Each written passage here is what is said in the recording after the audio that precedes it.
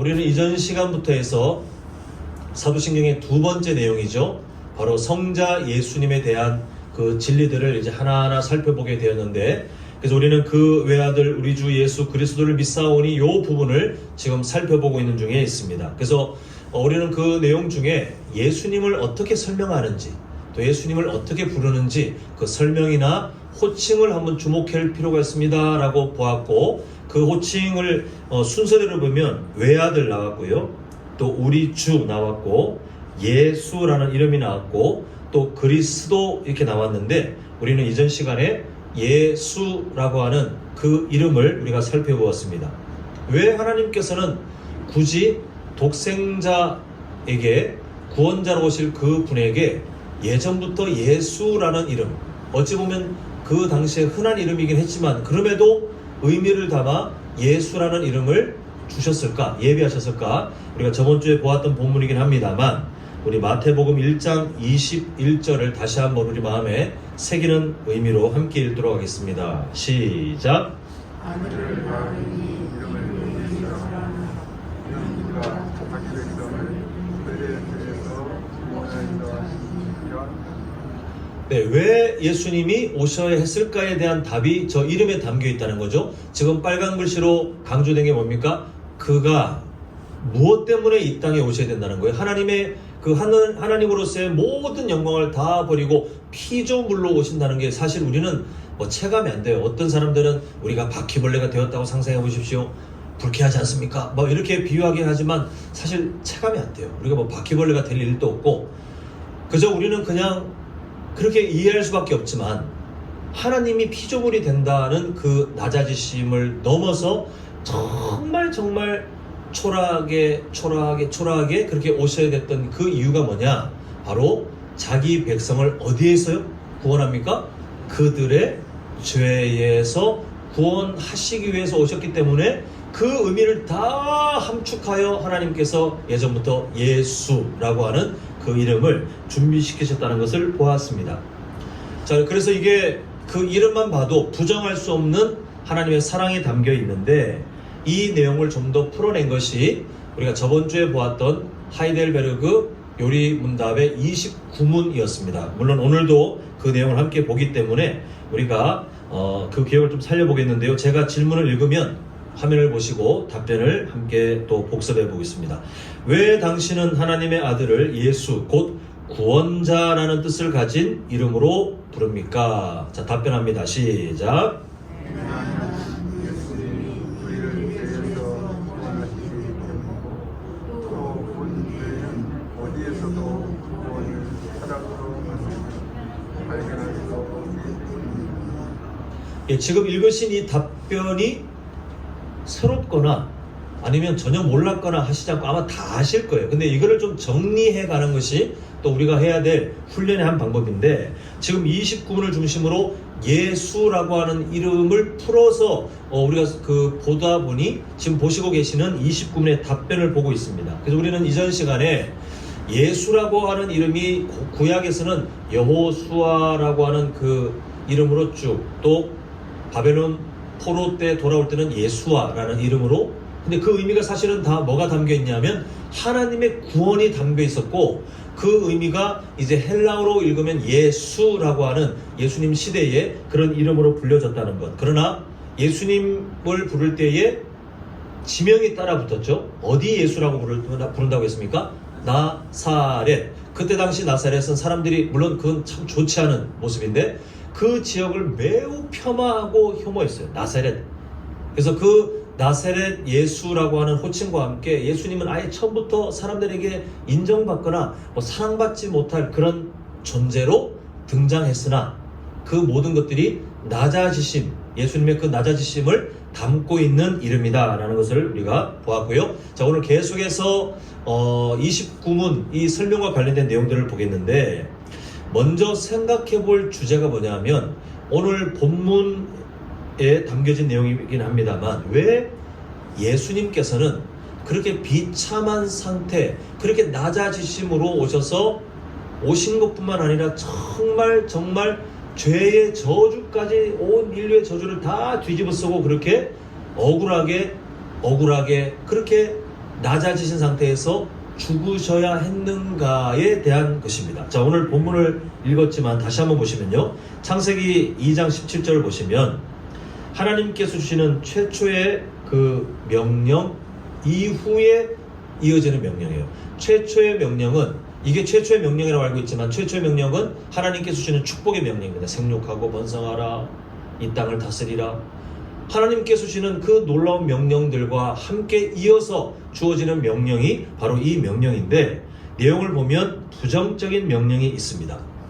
자, 우리가 올해 상반기 하반기를 통해서 구약 성경을 4가지 주제로 보았고, 또 하반기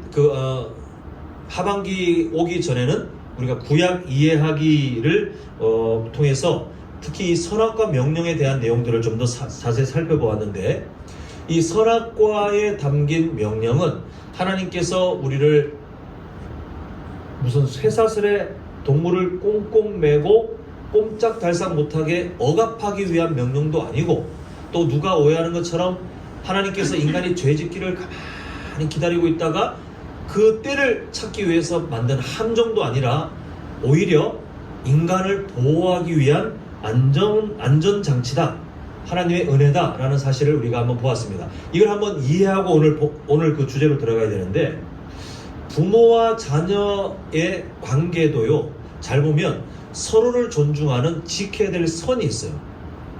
부모라고 해서 자녀에게 옛날 어찌 보면 인격적인 모습을 잃어버렸던 좀 폭력적인 그런 과거의 부모님의 모습 말고, 정말 우리가 정상적인 부모 있잖아요. 우리 성도님들처럼 정상적인 부모님들이라면 자녀가 나보다 어리고 경험이 없고 부족하다 할지라도 지켜야 될 선을 알고 계셔서 그걸 지켜오셨을 거예요.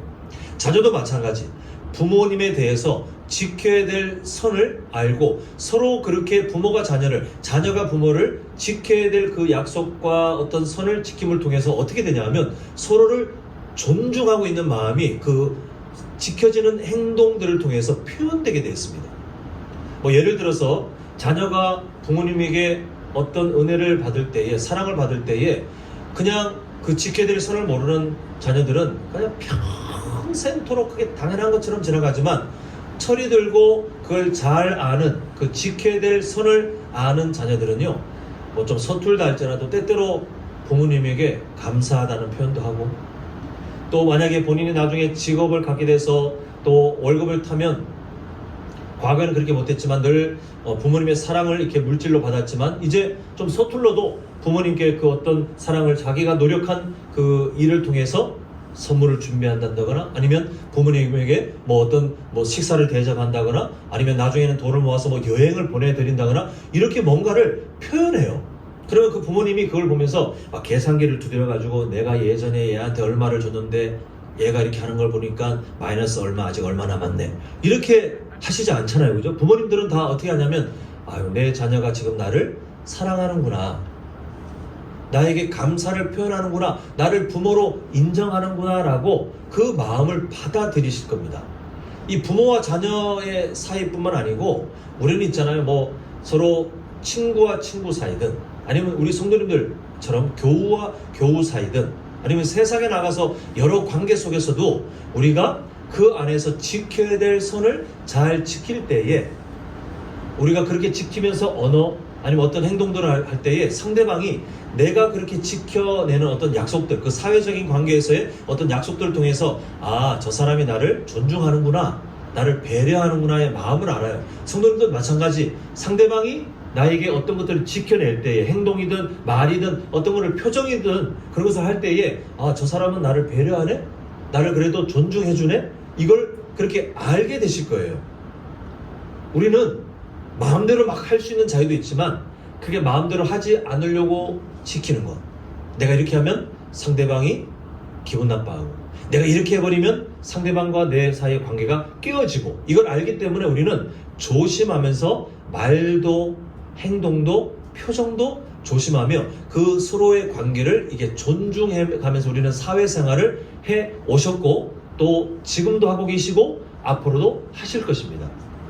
하나님과의 관계도 마찬가지라는 거예요. 하나님과의 관계에 지켜야 될 선이 있는데 그 선을 넘어가면 그냥 사람과 사람 사이에 뭐 관계가 깨어졌네, 서로 불편하네, 이게 아니라 하나님과 그 피조물인 인간과의 관계에 있어서 지켜야 될 그 관계 선을 넘어가 버리면 그때는 당연한 하나님의 거룩에 침범하는 순간 큰 손해를 보게 돼 있어요. 그래서 하나님께서는 인간이 창조주이신 하나님을 존중하고 그 하나님 앞에서 마땅히 넘지 말아야 될 선을 알게 하시기 위해서 일부러 동산 정중앙에 모두가 다 잘 볼 수 있고 어디 가서도 잘 볼 수 있고 절대로 지나칠 수 없는 그 가장 핵심적인 지역에 선악을 알게 하는 나무에 그 나무를 딱 세우시고, 그리고 그 나무의 열매가 특별한 게 아니라 그 나무에 대해서 주신 하나님의 명령 때문에 그 나무가 갖고 있는 의미가 특별하게 하셨어요.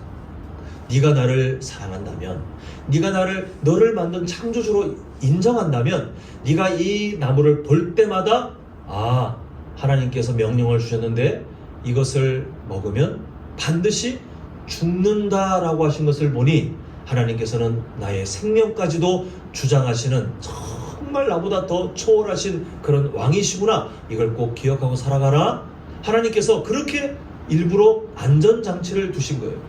만약에 하나님이 애매하게 그렇게 그 나무에 어떤 명령을 주셨다면 저기 동산 저 구석탱이에 숨겨놓으셨을 텐데 그게 아니라 항상 보게 하셨어요. 그리고 이 명령은 그냥 한 번 지키고 끝이 아니라 매일 증명해야 돼요. 매 순간 증명해야 돼요. 어제 증명했다고 오늘 안 해도 되는 것이 아니에요. 내일 증명할 것이니까 오늘 하루 어겨도 되는 것이 아니라 매 순간마다 이 선악을 알게 하는 나무의 그 명령을 보면서 하나님께서 내 생명을 어찌할 수 있는 힘이 있는 분이신데, 근데 그분은 나에게 함정을 파놓고 내가 뭔가를 잘못 건드리면 내가 이거 너 죽이려고 파놓은 함정인데 너 건드릴 생각 너 죽어, 이게 아니라 아예 대놓고 너 이거 지키면 괜찮아, 이것만 지키면 나머지는 다 네가 누릴 수 있는 거야 라고 나에게 사랑의 하나님으로 계시는구나, 이걸 깨달으면서 사람들은 그걸 지킴을 통해 뭘 하냐면요, 자동적으로 하나님을 예배하는 삶이 되는 거예요. 하나님은 그렇게 이 선악을 알게 하는 나무의 그 열매와 관련된 명령을 통해서 창조주이신 하나님과 피조물인 인간 사이에 적절한 건강한 관계가 잘 유지되도록 하셨는데, 악한 마귀가 파놓은 가짜 그 거짓말에 넘어가서 인간은 내가 이걸 먹으면 저 하나님처럼 대단한 존재가 된다고 하는 그 욕망에 빠져서 결국은 최초의 타락, 하나님의 말씀에 불순종하게 되는 그 비극을 맞이하게 되는 게 바로 창세기 3장이에요.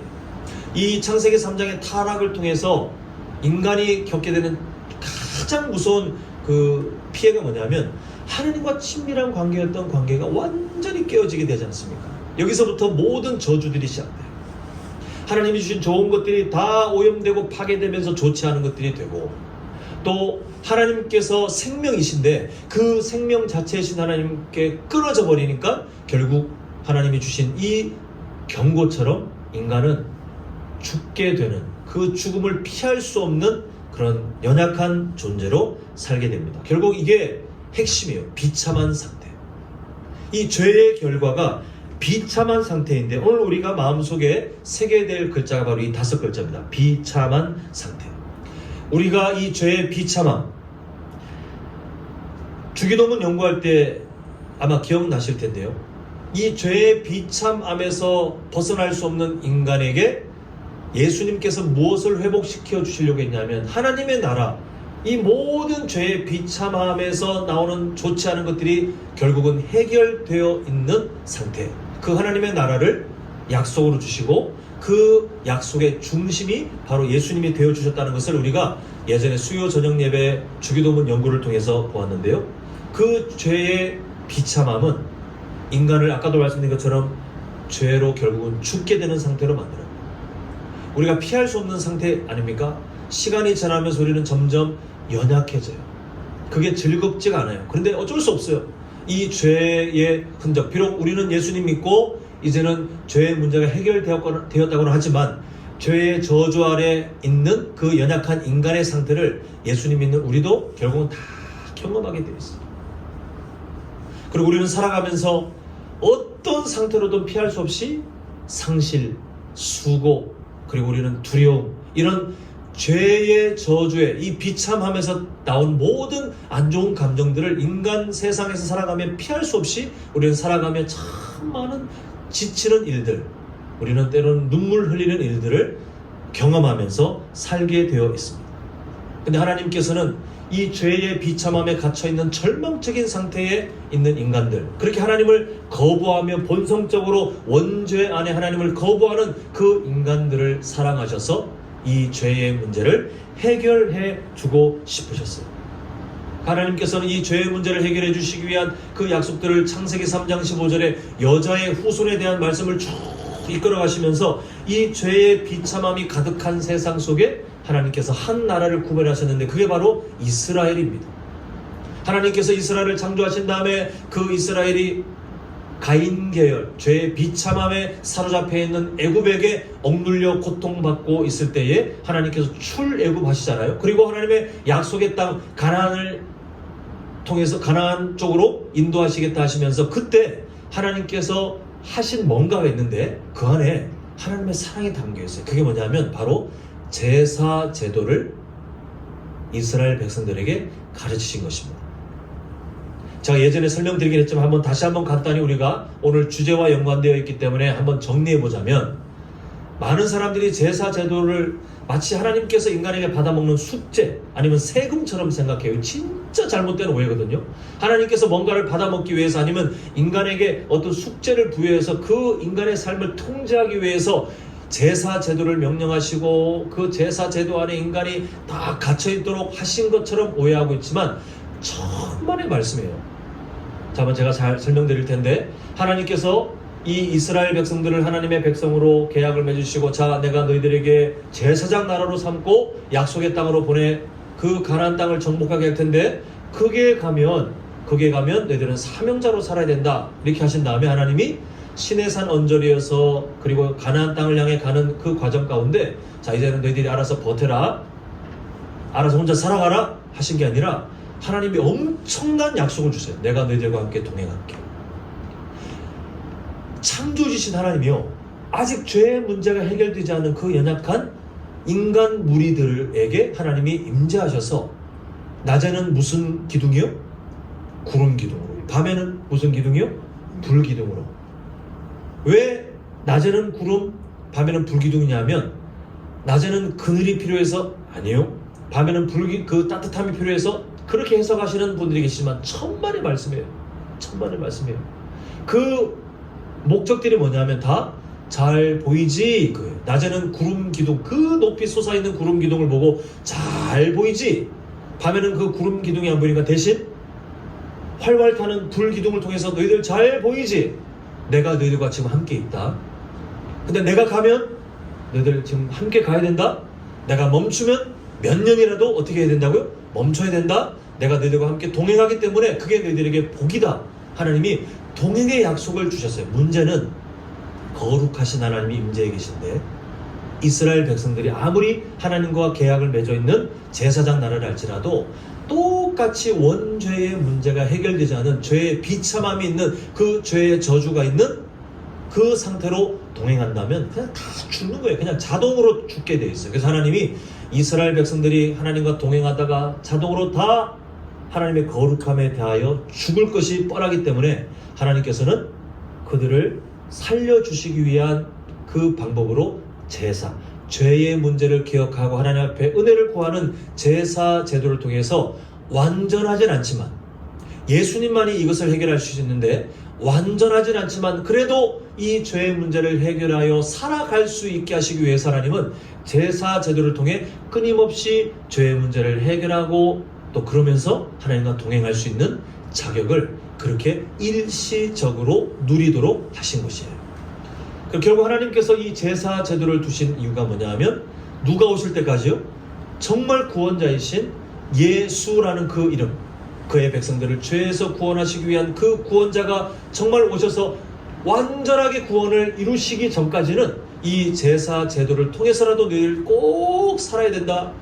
너희들 꼭 나의 거룩함에서 잘려나가면 안 된다. 하나님이 보호하시기 위해 그렇게 하셨고, 훗날 하나님께서는 이 예수 그리스도를 보내주심을 통해서 완전하게 이 문제를 해결해 주시고자 하는데, 그러다 보니 제가 읽어드릴 부분인데요. 아까 전에 우리가 읽긴 읽었습니다만 하이델베르크 29문 내용 중에 중간부터 보면 이렇게 되어 있어요.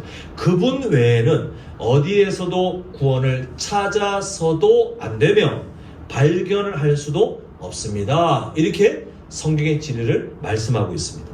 그러다 보니 예수님께서 이 땅에 오셔서 하신 사역의 방향들이 다 그렇게 되어 있어요. 그 방향과 일치된 공생의 사역들의 모습들을 나타내시는 것을 보게 됩니다. 죄의 비참함, 이 죄로 인해서 생겨난 수많은 인간 세상의 그 비참함들이 예수님께서 이 땅에 오셨을 때 온 세상에 가득해 있었는데, 인간은 그 누구도 스스로 이 문제를 해결할 수가 없는 거예요. 그래서 예수님께서 이 문제를 해결하기 위해서 오셨는데, 예수님이 이 땅에 오셔서 만난 사람들이 정치적으로 힘 있는 사람들과 교제하고, 돈 많은 재력가들과 교제하고, 그때 당시에 인기 있는 사람들과 교제하고, 아니면 잘난 사람들과 교제하고, 건강이 좋은 사람들과 교제하지 않고, 오히려 반대로 어떤 사람들과 더 가까이 하시냐면 병든 자들, 정말 가난하여 사람들에게 소외된 사람들, 심지어 그 사회에서 손가락질 받으며 누구도 가까이 하지 않으려고 하는 그 시대 사회상으로 죄인들, 이런 사람들에게 예수님이 더 많이 다가가신 것을 보게 돼요. 왜 그러하셨을까? 어떤 사람들은 오해합니다. 예수님의 이런 행보를 어떻게 오해하냐면, 예수님이 이 세상의 복지사회, 사회의 그런 문제들을 해결하는 그 복지가 잘 되어 있는 세상을 만드시기 위해서 그렇게 솔선수범하셨다고 오해합니다만, 절대 그렇지 않아요. 예수님께서 이 땅에 오셔서 가난한 사람들을 일부러 만나시고, 예수님께서 이 땅에 오셔서 병든 사람들을 일부러 만나시고, 예수님께서 이 땅에 오셔서 죄인들, 그 사회상에서 죄인들을 일부러 만나신 이유는 사실 온 세상이 그런 상태예요. 원래 하나님의 시각으로 볼 때 온 세상이 죄로 오염되어서 죄의 비참함이 그 누구도 아무리 건강해도, 아무리 돈이 많아도, 아무리 정치적으로 힘이 있고 사람들에게 명성이 없고 얻어져 있고 학력이 뛰어난 사람들이 존경하고 아무리 사람들이 박수칠 만큼 부러워할 만큼 대단한 것이 있다 할지라도, 그러나 하나님의 시각으로 볼 때는 다 죄의 비참함에 젖어 있는 절망적인 상태예요. 그런데 예수님께서는 그 죄의 비참함이 시각적으로 더 드러나는 사람들을 일부러 만나주심을 통해서 뭔가를 드러내고자 하셨어요. 자, 우리가 잘 아는 말씀인데요, 마가복음 2장 10절을 화면을 통해서 한번 같이 읽어보겠습니다. 시작. 내가 땅에서 죄를 사하는 권세가 있는 너희로 알게 하려 하노라 하시고 중풍병자에게 말씀하시되. 네, 여러 말씀 중에 제가 이 구절만 이제 인용해서 성도님들께 보여드리고 있는데, 예수님께서 이 땅에 왜 오셨는가를 표면적으로 이해하면 병든 자들을 고쳐주기 위해서. 예수님이 병원이십니까? 가난한 자들에게 위로를, 예수님께서 무슨 사회복지사업가로 돈을 뿌리셨습니까? 예수님께서 죄인들을 자유하게, 예수님께서 그렇게 무슨 법관으로 그 사람들에게 어떤 그 시대 상황에서 어떤 죄로 사람들의 손가락질 받는 사람들을 자유하시는 것이 예수님의 주 목적이셨습니까? 절대 아니에요. 지금 예수님이 스스로 밝히고 있는 이 본문은 잘 아시는 대로 중풍병자를 예수님이 낫게 하실 때에, 그 낫게 하실 때 예수님이 왜 그 치유 사역을 하셨는지 이유를 말씀하시는 건데, 지금 뭐라고 말씀합니까? 인자가, 예수님께서 땅에서 어떤 권세가 있다는 거예요? 죄를 사하는 권세. 이게 단순히 그냥 예수님께서 우와 잘 봐라 죄를 사하겠다, 무슨 옛날 그 부흥 강사들 중에 이상하게 그런 모습들 막 하신 분 있잖아요. 막 불러불러 산 막 넘어지고, 그런 예수님이 뭔가 대단하고 신비로운 그런 게 아니라, 여기서 말하는 죄를 사하는 권세는 아까 말씀드렸던 5글자예요. 제가 뭘 기억하라고 그랬었죠? 뭐의 비참함? 죄의 비참함. 인간 모두가 해결하지 못한, 이스라엘 백성들조차도 해결하지 못한 그 죄의 비참함에 그 누구도 자유로울 수 없다는 거예요. 근데 예수님이 왜 오셨습니까? 이거에서 자유로울 수 없는 인간들을 구원하시기 위해 오셨는데 그 권세가 있다는 거, 예수님이 그 문제를 해결하기 위해 오셨다는 거. 그래서 우리가 저번 주도 보았고 아까 설교 초예회도 보았던 그 말씀처럼 예수라는 그 이름을 성경은 뭐라고 설명하셨어요? 자기 백성을 어디에서 구원해주는 구원자입니까? 예, 죄에서. 그런 분으로 오셨다는 것을, 그게 진짜 목적이고 그게 예수님께서 성육신하신 주된 이유라는 것을 말씀해 주기 위해서 지금 말씀하고 있잖아요. 그 권세가 있는 줄을 너희로 알게 하려 하노라 하시고 그 다음에 치유사역을 드러내신 거예요. 예수님은 이 말씀을 하신 게 아니라 다른 성경에서도 다른 사건들과 연계시켜서 예수님이 어떠한 분이신지를 그렇게 설명하고 계시는 것을 보게 됩니다. 당시 이스라엘 백성들은요, 그렇게 예수님을 오해했어요. 병 고쳐주니까 병 고쳐주는 사람. 그때 가난하고 굶주린 사람들에게 예수님께서 막 기적을 통해서 말씀을 듣고 있는 그들에게 배부름을 선사해 주시니까 우리를 배부르게 해줄 사람. 어떤 죄 사람들이 막 손가락질하는 사람을 손가락질 못하게 해주니까 내 어떤 사회적인 상태를 괜찮게 해주는 사람, 그런 지도자가 될 거라고 오해했지만 예수님은 아니에요. 예수님은 그걸 위해서 오신 분이 아니에요. 죄의 비참함을 해결해 주기 위해서. 그 일을 위해 예수님은 결국은 십자가에 억울하게 죄인도 아닌 분이 죄인 취급받으며 하나님에게 매를 맞으며 결국은 그 비참함 속에서 죽으셔야 했어요. 이후에 부활하신 그 예수님께서 사도들을 통하여 교회를 세우잖아요. 교회를 세우신 이유가 뭔지 아십니까? 만약에 예수님께서 이 땅에 오셔서 병 고치고 아니면 배부르게 해주고 사회적인 어떤 문제를 해결해주고 그런 게 교회의 본질이라면, 그게 복음이라면 이 세상의 교회는요, 지금 만약에 그게 진짜 본질이라면 이 세상의 교회 거의 대부분이 본질을 못 따라가는 교회일 거예요. 우리 성도님들 교회 오셔서 건강해지셨습니까? 물론 하나님께서 어떤 일들을 드러내시기 위해서 육신의 연약함에 대해 기도할 때 특별히 건강을 주실 수도 있지만 교회 다닌다고 모두가 건강해지지 않습니다. 저희 어머니 보세요. 저희 어머니도 평생 그렇게 기도하고 하셨지만 하나님께서 불러가실 때가 되니 결국은 연약한 그 환자의 상태가 되어서 주님 앞에 갈 때를 준비하고 계셔요. 저희 어머니가 저주받은 겁니까? 아니요.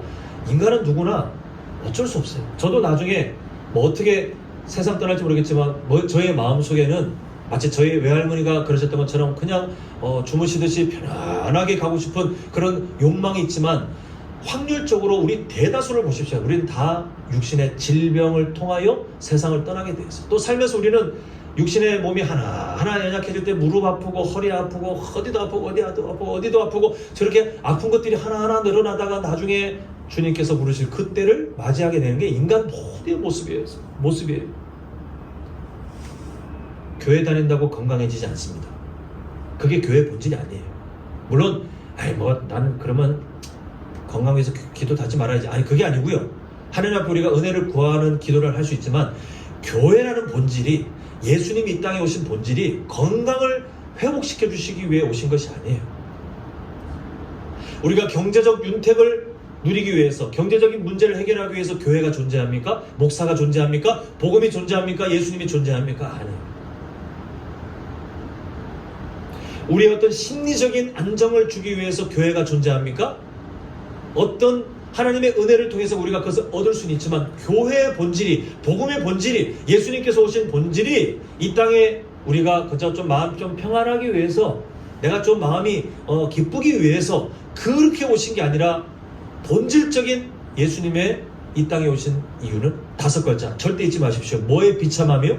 죄의 비참함을 해결하기 위해서 이 땅에 오셨고, 그분이 죽으신 이후에 또 부활하셔서 우리에게 정말 그 구원의 능력을 주셨다는 것은 죄의 비참함의 근본적인 문제를 완전히 해결하여 우리가 여전히 물론 살고 있으면서 죄의 비참함의 어떤 결과인 육신의 병도 우리가 좀 당할 수도 있고, 또 우리가 살아가면서도 때로는 마음의 어떤 슬픔을 경험할 수도 있고, 때로 우리가 살아가면서도 예수님 믿는다고 하지만 참 고민거리들, 아니면 때로는 우리가 두려운 마음을 경험하면서 그 죄의 비참함과 상실과 그런 것들을 우리가 경험할 수는 있으나, 그러나 영원한 약속을 부여받기를 이 세상에 주어진 사명의 시간이 다 끝나고 우리는 장차 예수님께서 그 보혈의 능력을 통하여 우리에게 이미 허락하신 약속대로 이런 모든 죄의 비참함이 더 이상 나타나지 않는 영원한 안식이 있는 하나님의 나라에서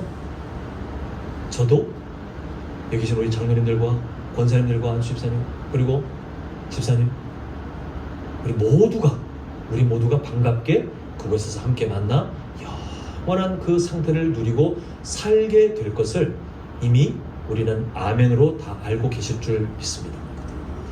예수님이 이 땅에 오신 이유가 바로 그것 때문이에요.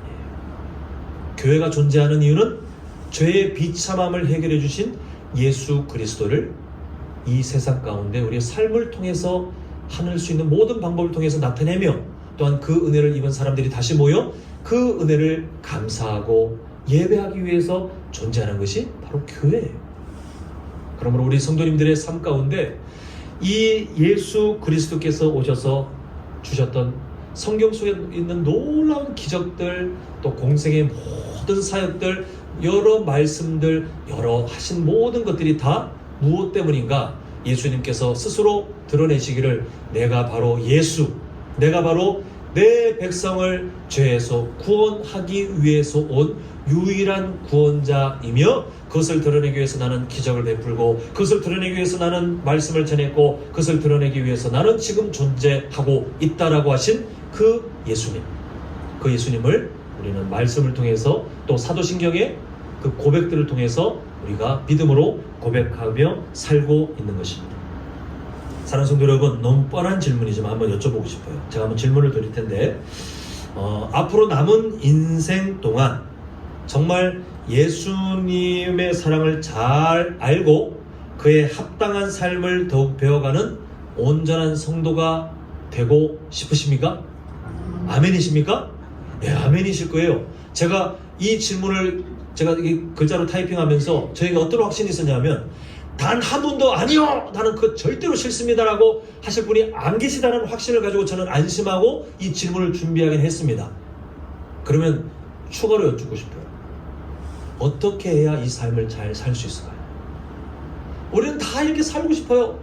근데 지난 삶을 돌아보면 우리는 또 고개 숙여지고 또 부끄러워지고 이렇게 되긴 하겠지만, 그래도 우리는 이렇게 살도록 하나님이 우리를 인도하실 것이기에 긍정적인 질문을 던지는 거예요. 어떻게 하면 우리는 더 잘 이런 삶을 잘 살 수 있을까요? 우리 성도님들 새벽마다 또 그 배부해드린 큐티책, 생명의 삶 큐티책을 통해서 지금 계속 보고 있는 본문이 어디죠? 잠언을 우리가 보고 있습니다. 잠언에 보면 어떻게 살아가야 될지, 또 어떻게 살지 말아야 될지에 대한 그런 교훈들이 우리 가운데 많이 주어지고 있고, 잠언뿐만 아니라 성경을 읽으시다 보면 이렇게 살아야 되겠구나, 이렇게 살면 안 되겠구나 하는 구체적인 어떤 적용점들을 앞으로 계속 배우실 거예요. 계속 경험하실 거예요. 계속 그렇게 살아가셔야 될 겁니다. 오늘 어떻게 해야 우리가 예수님의 사랑을 잘 알고 그에 합당한 삶을 잘 살 수 있을까요? 라고 질문 드렸을 때에 그 하나하나를 지금 다 기억하자는 게 아니에요. 그 구체적인 방법들은 앞으로 살아가실 텐데, 그 삶 제일 먼저 점검해야 될 부분이 있더라는 거예요. 그게 오늘 함께 나눴던 그 주제예요. 예수님께서 이 땅에 왜 오셔야 했는지를 우리가 흐릿하게 생각하잖아요. 그러면 우리는 절대로 예수님의 사랑을 잘 알고 절대로 그의 합당한 삶을 살아갈 힘을 얻지 못합니다. 우리 성도님들께서 교회 살아가시면서 신앙의 연륜이 어떠하든 직분이 어떠하든 지금 그걸 묻는 게 아니에요. 그거 상관 전혀 없어요. 딱 질문을 던지는데 예수님이 이 땅에 왜 오셔야 되는지를 지금 명확하게 마음속에 어떠한 시간의 그 기다림도 없이 명확하게 신앙 고백으로 드러낼 수 있고 다른 사람들에게 설명할 수 있고 다른 사람들에게 자랑할 수 있다면 우리 성도님들은 정말 그렇게 잘 기억하고 살아가시는 거예요. 예수님께서 이 땅에 왜 오셨는지를 가볍게 여기는 사람은 어쩔 수 없이 그 사랑을 흐릿하게 알고 합당한 삶을 못 살아요. 반대로 예수님께서 왜 이 땅에 오셨는지를 분명하게 고백하시는 분들은 그런 삶을 더 잘 살 수 있는 힘을 얻게 되는데, 자, 오늘 살펴본 진리들, 그 진리들을 간단하게 정리하면서 우리가 말씀을 맺고자 합니다. 자, 예수님께서 예수라는 이름의 구원자로 이 땅에 오셔야 했던 그 이유는 죄의 비참함 때문이라고 우리가 보았습니다. 근데 이때 남 얘기로 읽는 순간 우리 큰일 나는 거예요. 남 얘기가 아니라 이 죄의 비참함은 누구의 상태였습니까? 과거 우리가 예수님 믿기 전 바로 우리의 상태, 나의 상태, 나의 상태. 고상하게 내가 좀 괜찮게 살고 있지만 괜찮게 더 살기 위해서 지금 한남제일교회 등록하여 교회 생활 아니요. 천만의 말씀이에요. 모태신앙이라도 마찬가지인데요. 예수님을 진짜 인격적으로 믿기 전, 정말 예수님을 인격적으로 믿고 중생하기 전 우리 성도님들의 상태는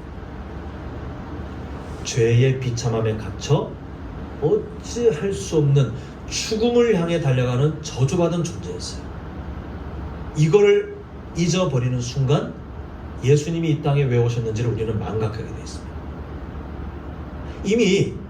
이미 성도님들은 물론 예수님 믿으시고 이 죄의 비참함에 머물러 있던 상태는 이제 아니세요. 완전히 아닙니다. 그죠? 우리가 예수님의 그 보혈의 능력을 힘입어 여전히 나는 연약하나, 그러나 예수 그리스도께서 주신 그 구원의 능력 때문에 우리는 이미 의인이요, 그리고 아직 부족하지만 하나님의 자녀답게 더 성장하도록 하나님이 인도하시는 놀라운 축복의 삶을 살고 계십니다.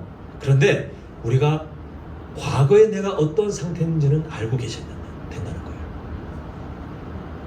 예수님이 그것 때문에 오셨는데 그 상태는 이제 점점 잊어버리거나 그 상태는 이제 그냥 저 멀리 이론으로만 갖고 있고 그냥 나는 원래 괜찮은 존재였던 것처럼 그저 이 땅에 살면서 내가 먹고 사는 문제를 해결하기 위해 예수라는 이름을 부르기 위해서 그분을 기복신앙의 어떤 목적으로 삼는 그런 삶으로 살아가면 예수님이 이 땅에 왜 오셔야 됐는지 그 이유를 잊어버리잖아요. 그때부터 우리는 예수님의 사랑도 잘 모르고요, 예배의 진짜 태도도 잊어버리고요, 왜 우리가 사명자로 살아야 되는지 그 사명자의 목적도 잊어버리고요, 우리 한 영혼의 가치도 잊어버리면 완전히 엉망이 되는 거예요. 엉망. 그러면 우리 성도님들, 오늘 우리가 보았던 죄의 비참함은 과거 나의 원래 상태였으나 예수님의 십자가 사랑을 통하여 이제는 우리가 완전히 그 구원의 감격을 누리고 살아가는 귀한 존재가 되었다는 사실을 꼭 기억하셔서, 특히 이제 성탄절이라고 하는 그 절기가 며칠 남지 않았는데 예수님께서 이 땅에 왜 오셔야 했는지를 다시 확인하기 좋은, 너무 좋은 기회예요. 우리 성도님들께서 하루 그 성탄절을 준비하실 때에 예수님께서 나를 위해 오셨다는 그 진짜 이유를, 그 크신 목적을, 그 사랑의 크기를 다시 한번 말씀을 통하여 또 성탄절을 통해서 더 기억하셔서 앞으로 남은 인생 예수님의 사랑을 더 잘하시고 또 그에 합당한 귀한 삶을 살아가시는 믿음의 사람들 되시기를 간절히 소망합니다.